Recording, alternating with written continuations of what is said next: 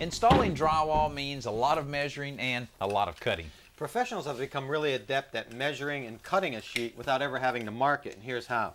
They'll pull out the tape to the distance they need to cut and hold their finger on the very top of the sheet and the knife on the end of the tape. Then as they guide their finger along, the blade automatically cuts the proper distance. That's what's so great about drywall, is that you really don't have to cut all the way through the sheet. All you have to do is score the paper on one side, snap it, then cut the paper on the back. It's all that's really necessary.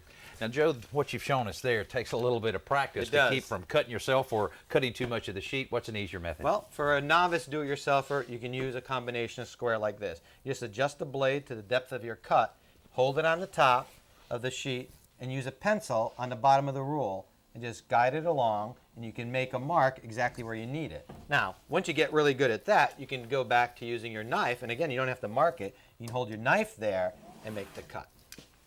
Now, the advantage of using a tape, of course, is that you can measure and mark a much longer cut, or a combination square like this is only good up to about 11 inches. And of course, the same type of technique can be used horizontally And or vertically. Absolutely.